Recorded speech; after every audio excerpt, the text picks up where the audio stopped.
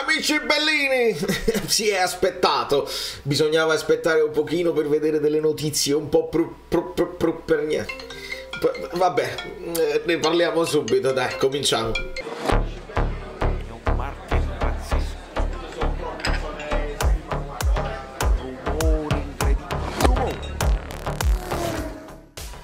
Ciao. Ciao. Praticamente le cose importanti. Claudia Di Fusco, benvenuta sul canale, benvenuti a tutti i nuovi iscritti. Ci stiamo divertendo, ti vedo un po' più selvaggia, le solite cose che si devono dire.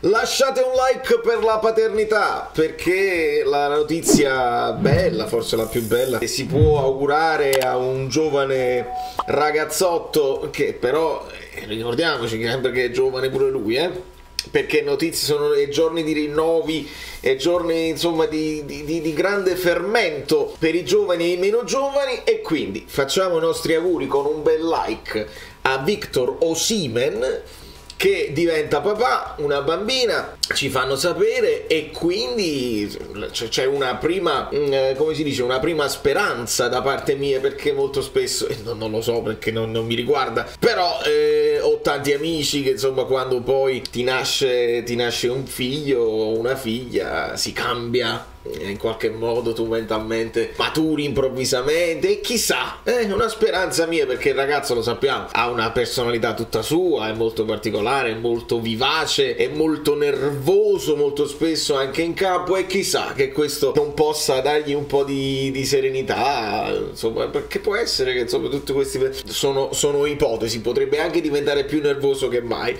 Però ovviamente quelli più attenti dei miei seguaci, io in qualche live precedente, guardate che dicevo, Napoli non gioca meglio senza Osimhen. Sentiamo che si dirà. Io sto ancora aspettando le parole di Giuffrida. Le parole di Giuffrida arriveranno senza dubbio, poi arriveranno queste cose su Politano. Io parlavo delle parole di Giuffrida, e quindi ovviamente impazza nell'ambiente Napoli questo discorso che il Napoli gioca bene, gioca meglio senza Osimhen, come fai a togliere Raspadori, come fai a togliere Simeone, eccetera eccetera. Io questo problema non me lo pongo, anche perché la riflessione da fare su Spalletti è che lui, a parte ce l'ha detto proprio, ha detto chi gioca meglio Simeone, Raspadori, meglio quello, meglio quell'altro, noi aspettiamo Osimhen e senza dubbio ci tornerà utile. Non dimentichiamo, non abbiamo memoria corta, non dimentichiamoci di come Osimhen comunque è un menace, come si dice, una minaccia per le difese avversarie, si crea scompiglio. Ricordiamo proprio la partita, non dobbiamo tornare indietro nel passato remoto, la stessa partita con il Liverpool creava tutto quello scompiglio nella difesa del Liverpool. Insomma, non ci poniamo il problema, e se ci sono degli acciaccatelli nella squadra del Napoli, perché qualcuno si parla dei controlli per Kvicia, si parla ovviamente perché quella botta che ha preso Zielinski, si parlava anche dei controlli per Di Lorenzo, ma Di Lorenzo ha parlato a Giuffrida non per Politano in questo momento, ma perché parla anche lui di rinnovo con il Napoli. Adesso è il momento in cui tutti vogliono approfittare, perché stanno giocando tutti bene, allora tutti quanti che vogliono prendere il rinnovo, eccetera eccetera. Fa piacere che insomma, rispetto al fuggi generale che c'è stato per un periodo di incertezza, adesso che tutti quanti così. Però bisogna dire che Di Lorenzo ha sempre dimostrato di volerci restare in questa squadra, quando si è capito poi anche che sarebbe stato lui il capitano di questa squadra. E insomma, teniamoci stretti quelli che vogliono farlo, quelli che vogliono sposare la causa Napoli, quelli che ci credono fino in fondo, e quelli che sono meno preoccupati di non poter vincere in questa città, in questa squadra, in questo ambiente. Teniamoceli belli stretti, e quindi non c'è problema. E se qualcuno viene meno così, è un modo in più per Spalletti per poter testare gli altri, perché dobbiamo ricordare tutto che eccetera. Adesso c'è questa roba Champions che è veramente la novità, è chiaro che ci fa piacere, però si cominciava bene, e mi piace ricordare che c'era quella coppia Fabian-Anghissà dopo la terza partita, che diventò quasi inamovibile. Poi ogni tanto ti veniva meno Anghissà fisicamente, lo stesso Fabian, puff, spunta Lobotka, e diventa poi Lobotka quello che adesso è inamovibile, perché come lo fai a cambiare? E si dice noi vorremmo utilizzare Demme, dobbiamo capire se ce la fa, e così. Poi se manca Kvaratskhelia, chi ci va là? Perché ci può andare Elmas, ci può andare lo stesso Raspadori, ma dobbiamo aspettare il recupero secondo me di Osimhen per vedere Raspadori in un'altra zona del campo, altrimenti si dividono i minuti con Simeone. Ma ci può andare lo stesso Zerbin, anche lui protagonista di un rinnovo importante di contratto, e si parla di 2027. Non si parla però di 2027, qualcuno aveva detto 2026 eccetera eccetera per Meret.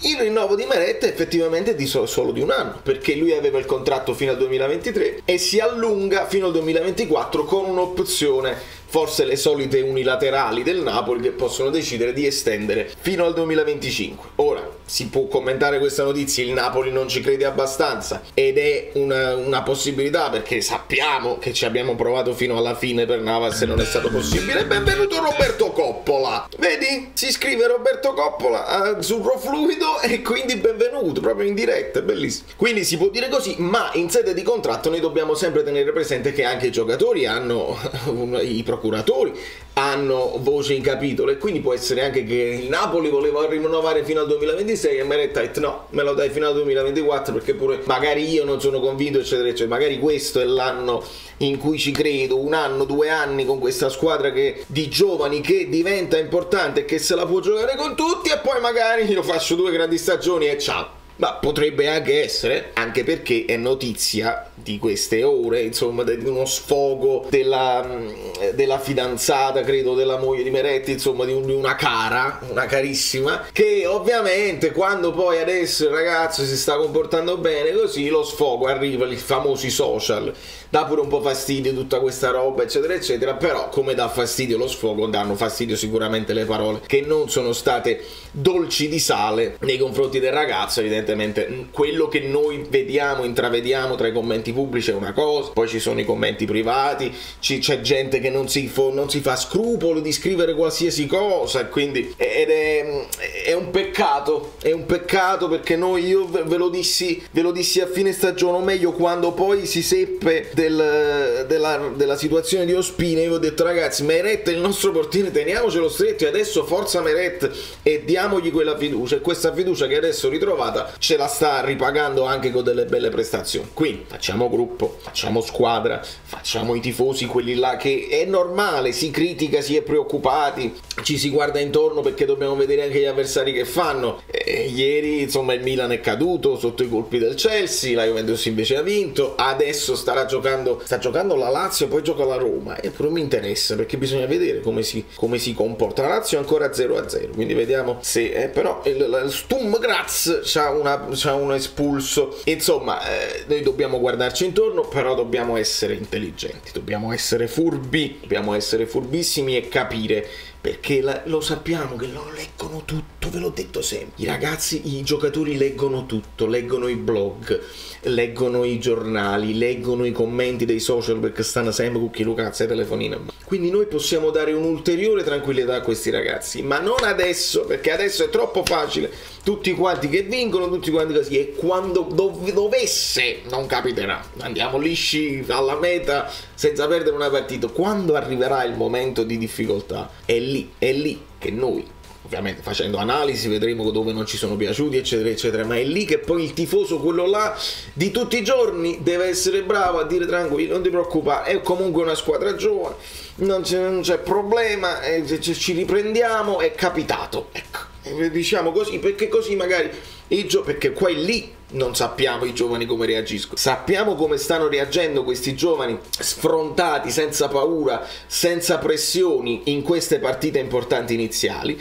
Poi arriverà il momento in cui le partite avranno un peso specifico diverso, e si parlerà di classifica, si parlerà di passaggio del turno in Champions eccetera eccetera, e lì dobbiamo sostenerli e dobbiamo vedere di non fare cose così. Tra le altre cose che sono successe possiamo leggere veramente, ovviamente anche Di Lorenzo l'abbiamo detto, quindi Zerbin, Di Lorenzo, Meret, si parla dei rinnovi. Su Osi ne abbiamo parlato, io non mi pongo il problema, quando tornerà, adesso magari stava recuperando dall'infortunio, benissimo, goditi direi goditi i primi giorni della tua bambina che non tornano più, e quindi non facciamo cose così. I Raspadori e i Simeoni se la vedranno loro, e quindi non è che poi torna e gioca anche a mezzo servizio, no. Secondo me possiamo prenderci un'altra giornata con la Cremonese e dobbiamo fare delle ipotesi di formazione, ma è troppo presto, perché ci devono dare l'app del Napoli, c'è la nuova app del Napoli che poi dice non dice niente fondamentalmente, ma da lì aspetteremo nuove notizie di report di allenamenti eccetera eccetera per capire come stanno. Io vi devo dire la verità, Osterwolde più Juan Jesus,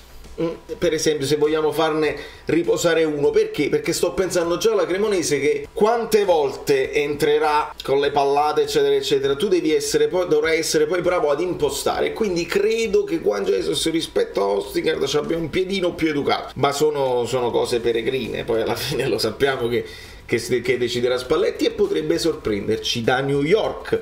Valerio Fluido credo sia tutto, perché poi che è successo? La moglie si sfoga, abbiamo visto, Meretta eccetera eccetera, l'esclusiva, così ha parlato anche ADL, si è divertito a ripetere le cose buone che ha fatto quest'anno. Siamo stati più veloci, più intelligenti sul mercato, e senza dubbio veloci per alcuni, per esempio vedi Kvara, vedi Olivera eccetera eccetera, per altri bravi, lo dice anche lui, anche fortunati sul mercato per certe cose, e poi sta andando tutto bene, quindi ce l'abbracciamo. E preferisco quando non parla, però se non dice cose brutte, se non prende a brutte parole la gente, è meglio, e quindi va benissimo. Però non fare i paragoni con il cinema, perché è diverso, il calcio e il cinema è un po' diverso, l'ha detto lui stesso, lo sa che non è proprio che ci sono gli avversari e il finale di una sceneggiatura del calcio non lo puoi scrivere. Da New York ve l'ho detto, sì, lasciate i like.